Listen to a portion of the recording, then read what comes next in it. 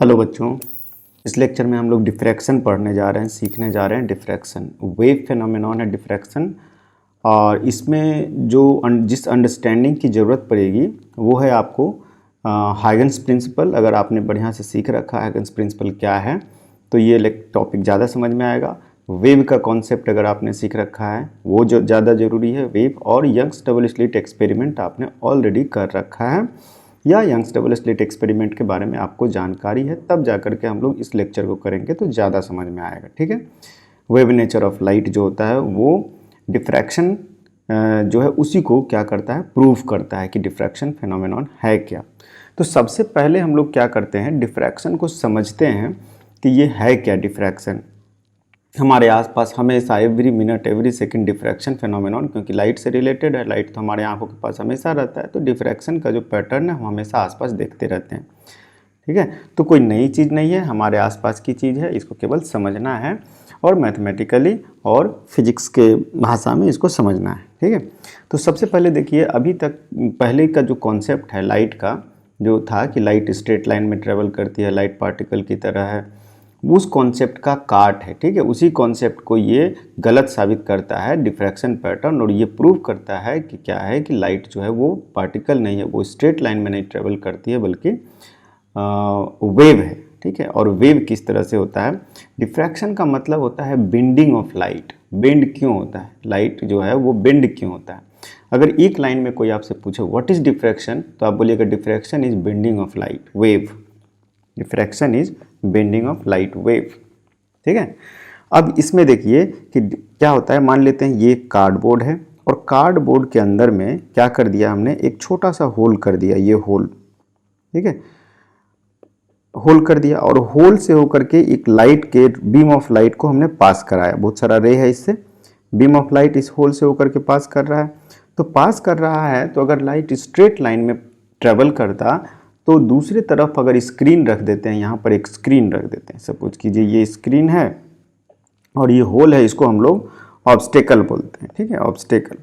तो होल और ऑब्स्टेकल दो है, दोनों के बीच में कुछ डिस्टेंस होगा। और इसके बाद हमने क्या किया कि इसी के इमेज को यहाँ पर देखा कि लाइट कहाँ पर क्या पड़ता है। तो होना क्या चाहिए, होना ये चाहिए था अगर लाइट स्ट्रेट लाइन में ट्रेवल करता तो यहाँ पर क्या होता कि लाइट का इल्यूमिनेशन होता। जो लाइट यहाँ से आ रहा है वो लाइट स्ट्रेट लाइन ट्रेवल करते हुए यहाँ पर दिखाता। ठीक है। और ये सारा शैडो रीजन होता, ये जितना रीजन है सब शैडो रीजन होता, डार्क रहता, लाइट केवल यहाँ आता। लेकिन ऐसा हुआ नहीं।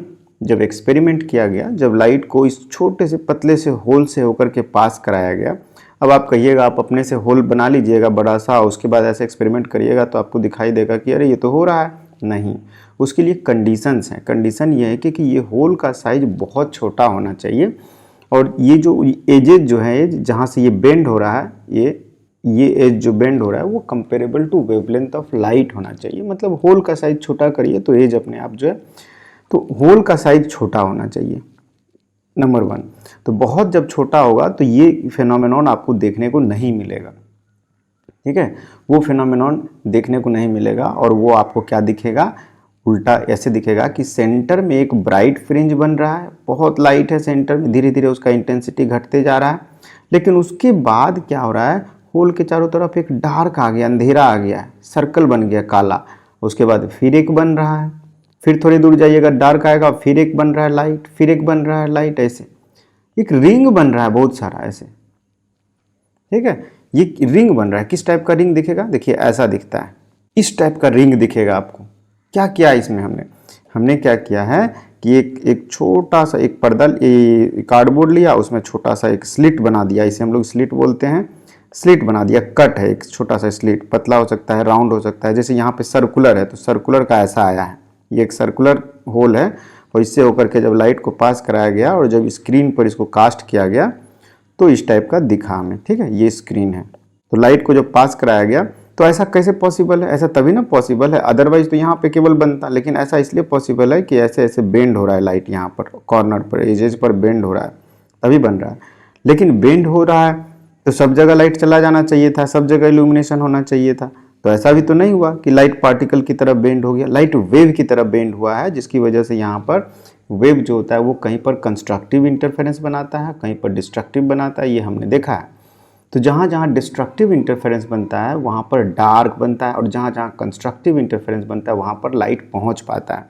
ये हमने रेड लाइट को लेकर के करेंगे, मतलब मोनोक्रोमेटिक लाइट, और जितना कम लैम्डा का स्प्रेड हो उतना ज़्यादा पैटर्न अच्छा दिखेगा, क्योंकि लैम्डा पे डिपेंड करता है उसका फ्रिंज कहाँ बनेगा। क्लियर है? तो ये चीज़ समझ में आ गया। ये सबसे आसान था समझना। और डिफ्रैक्शन का सबसे बेसिक चीज़ है कि डिफ्रैक्शन, सिंगल स्लिट डिफ्रैक्शन हम लोग पढ़ रहे हैं, ठीक है। Single slit diffraction through single slit ही होता है, ठीक है, सिंगल स्लिट डिफ्रैक्शन, ठीक है। तो डिफ्रैक्शन का मतलब क्या हो गया? Bending of light at sharp edges. ये डिफ्रैक्शन का आप जो है इसको याद कर लीजिए कि यही मेन इसका सबसे बड़ा इंपॉर्टेंट पॉइंट है, bending of light at sharp edges. और लाइट का मतलब बेंडिंग ऑफ लाइट वेव।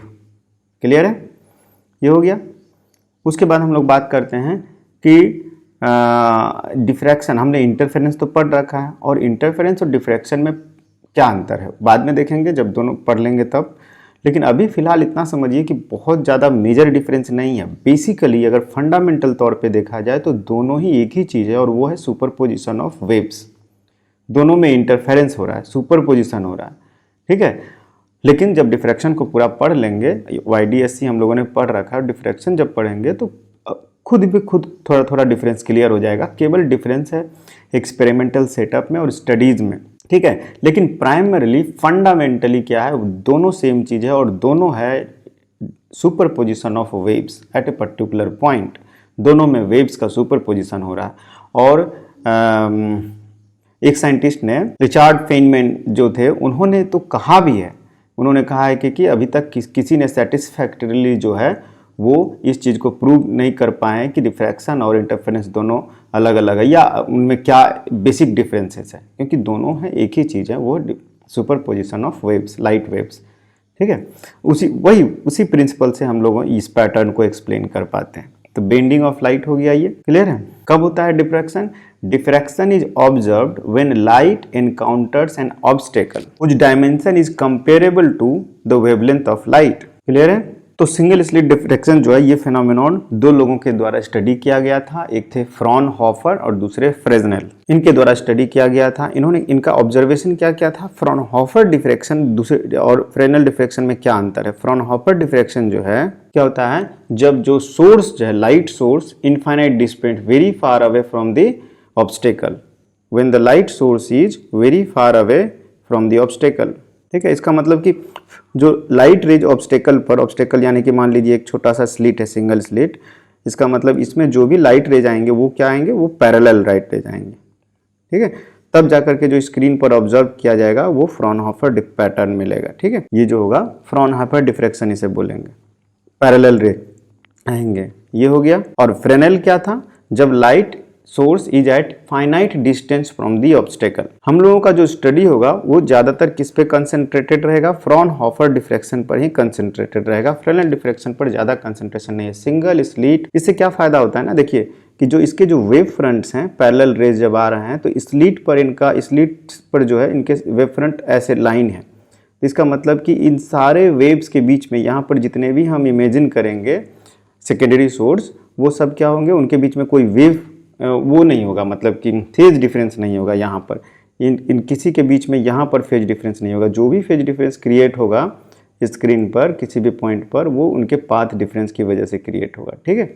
ये फ्रॉनहोफर डिफ्रैक्शन है। और ये इसी के जगह पे अगर हम मान लेते हैं कि लाइट सोर्स पैरेलल नहीं लेकर के ऐसे लेते हैं, कैसे लाइट सोर्स, तो उसमें क्या होगा ना कि उसका जो वेव फ्रंट होगा कुछ इस टाइप का हो जाएगा, जिससे क्या हो जाएगा कि स्लिट पर ही फेज डिफरेंस, स्लिट पर भी कुछ क्रिएट हो जाएगा फेज डिफरेंस। स्लिट कहिए या कोई ऑब्स्टेकल कहिए, ठीक है।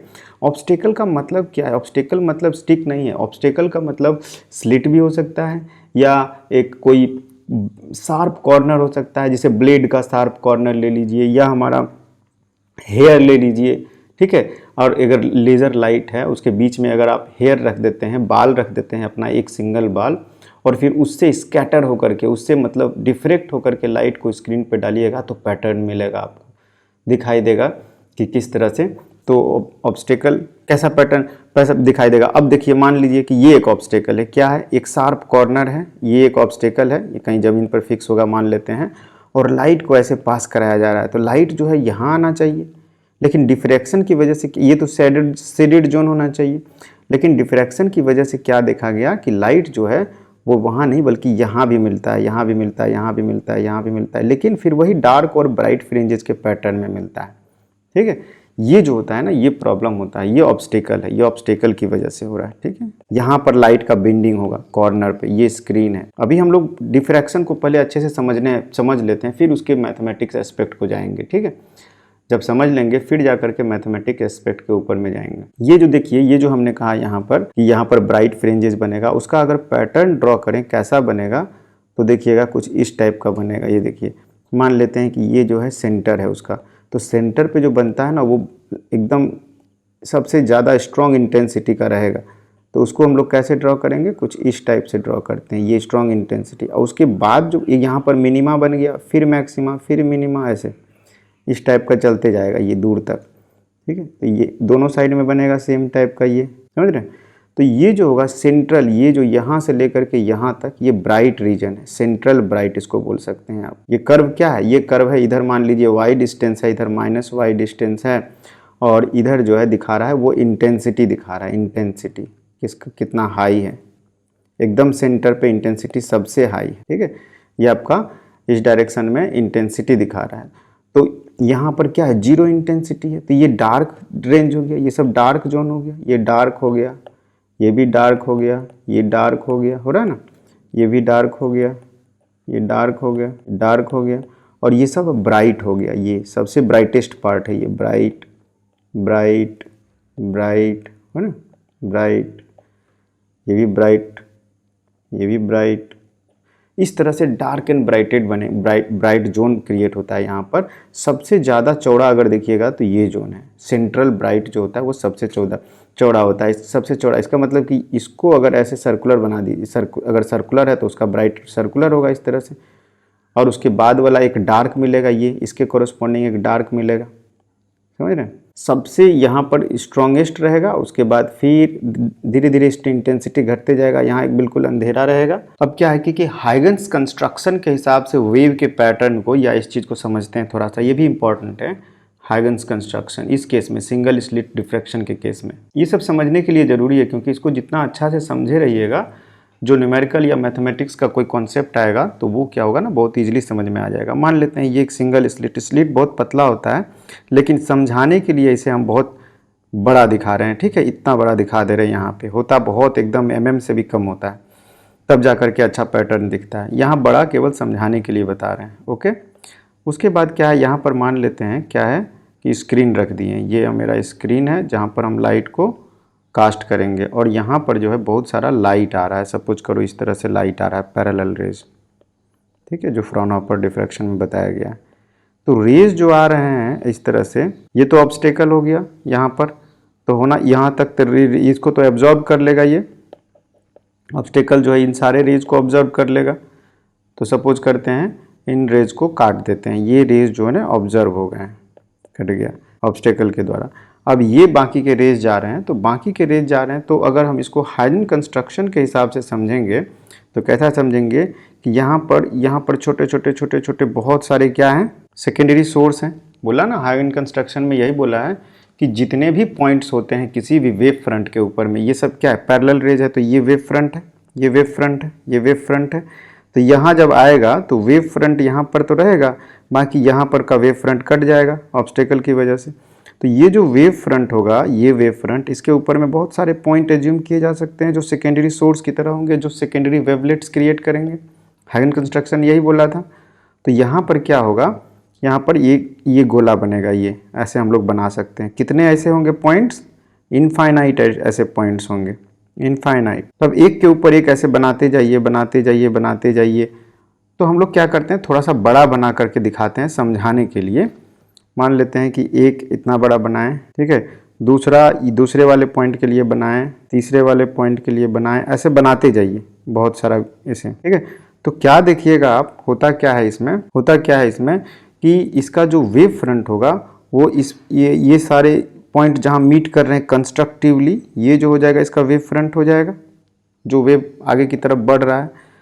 तो इसमें क्या देखने को मिल रहा है कि जो ऑब्स्टेकल है यहाँ से यहाँ तक, ये ओपनिंग है यहाँ से यहाँ तक, लेकिन वेव फ्रंट यहाँ भी आ गया है, देखिए यहाँ भी आ गया है वेव फ्रंट ऐसे। तो बाकी का जो ये जो वेवलेट्स है इसका वेव फ्रंट यहाँ आया, क्योंकि इसके अंदर में कैंसिल हो गया है, इसके अंदर में सब कैंसिल हो जाता है, वेव फ्रंट केवल ये रह जाता है। हाई एंड कंस्ट्रक्शन को जा करके देखिए, तो इसका जो अभी रियल में जो वेव फ्रंट बना है वो बेंड हो गया है, वेव फ्रंट ही बेंड हो गया है। ध्यान से देखिए कैसा हो गया वेव फ्रंट, कुछ इस टाइप का हो गया, ऐसे ऐसे यहाँ पर ऐसे, क्योंकि ये कैंसिल हो नहीं रहा है, इसके इधर तो है नहीं सोर्स, जो भी सोर्स इमेजिनरी है वो इसके अंदर में ही है। तो एकदम पास का रेज जो है उसको कैंसिल करने के लिए नहीं होता है, तो वो कुछ इस टाइप का हो गया, ऐसे दिख रहा है ऐसे। अब आगे का वेव फ्रंट जो भी बनेगा वो ऐसे ही चलते जाएगा, सॉरी वो ये तो स्ट्रेट रहेगा, लेकिन ये दोनों एज पर ऐसे रहेगा, ऐसे ऐसे रहेगा ना, ऐसे, ठीक है। इसका मतलब लाइट सोर्स सब जगह आ रहा है, बेंडिंग हो रहा है, ठीक है। तो अगर सिंगल स्लिट डिफ्रैक्शन से पैटर्न बनाना हो वेव फ्रंट का स्लिट के बाद, तो कैसा होगा, स्लिट के बाद वो कुछ ऐसा हो जाएगा, ऐसे रेड कलर्स में जो दिखा रहे हैं हम, ये ऐसे, क्लियर है। इसी तरह से यहाँ पे दिखाएंगे ऐसे करके। अब यही वेव फ्रंट आगे की तरफ बढ़ते जा रहा है, क्लियर है। रेज ऑफ लाइट जो है इस तरह से यहाँ मान सकते हैं वेव फ्रंट के परपेंडिकुलर होता है ना रे ऑफ लाइट, ये क्लियर है। इसी के पैटर्न को यहाँ पर हम लोग ऑब्जर्व करेंगे, और ऑब्जर्वेशन क्या मिलेगा ये हम आपको बता दिए हैं कि मैक्सिमा मिनिमा इस तरह से मिलते जाता है। इसी पैटर्न को समझेंगे हम लोग थोड़ी देर बाद में लेक्चर के ड्यूरिंग में, ठीक है। अब जा करके हम लोग पढ़ते हैं कि फ्रिंजेज में जो फ्रिंज जो क्रिएट होता है वो किस तरह से होता है, क्या होता है, डिफ्रैक्शन फ्रिंजेज। डिफ्रैक्शन फ्रिंजेज, ठीक है, ये मैथमेटिकल एनालिटिकल पार्ट है, इसको बड़े अच्छे से समझना होगा।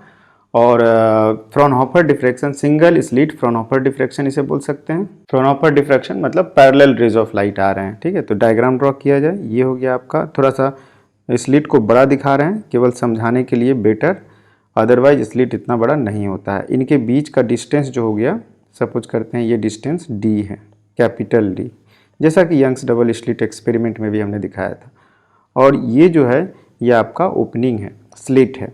स्लिट का मान लेते हैं रेज ऑफ लाइट इस तरह से आ रहे हैं ऐसे, उसके बाद अपना बेंडिंग वगैरह होगा। और स्लिट की जो विड्थ है, स्लिट विड्थ, वो सपोज कीजिए ए है, स्लिट की विड्थ, क्लियर है। अब ये जो है इसके बीचों बीच एक सेंटर लाइन ड्रॉ करते हैं, ये इसका सेंटर हो गया, इसका नाम दे देते हैं समथिंग P0, और एक कोई पॉइंट यहाँ पर ले लेते हैं जो P है। अब क्या करेंगे, हम दिखाएंगे एक लाइन P से P0 का, सॉरी P से स्लिट के दोनों एंड को कनेक्ट करते हैं, ठीक है। दोनों एंड को कनेक्ट किए, उसके बाद जो है यहाँ पर परपेंडिकुलर ड्रॉप किए, ये परपेंडिकुलर ड्रॉप, और ये लाइन A है हमें पता है। तो होता, और इस लाइन को भी जोड़ेंगे, जो सेंटर लाइन है वो पॉइंट P के साथ थीटा एंगल बनाता है, ये एंगल भी थीटा होगा। या आप YDSC में भी है, यहाँ भी है, इसलिए मैं दोबारा प्रूव नहीं कर रहा हूँ कैसे होगा थीटा। आप अपने से मैथमेटिक्स थोड़ा सा लगाइए, देखिए किस तरह से ये भी थीटा होगा। तो अगर ये A है तो ये कितना हो जाएगा, ये हो जाएगा आपका A sin थीटा, ठीक है। ये आपका A sin थीटा हो जाएगा। और सपोज कीजिए ये जो डिस्टेंस है P पॉइंट जहाँ पर हम निकालना चाहते हैं वो Y है। क्या निकालना चाहते हैं कि उसका एम्पलीट्यूड क्या होगा, जो सुपरपोजिशन ऑफ वेव्स होगा। तो कि कौन सी वेव की बात कर रहे हैं, जब डबल स्लिट एक्सपेरिमेंट में 2 वेव्स था तो दोनों वेव की बात किए थे। यहाँ पर किस वेव की बात कर रहे हैं, यहाँ तो एक ही वेव है, एक ही वेव नहीं है बल्कि एक स्लिट है, और एक स्लिट से होकर के कितने वेव समा सकता है, कितने लाइट के वेव समा सकता है, बताइए, अपने से सोचिए।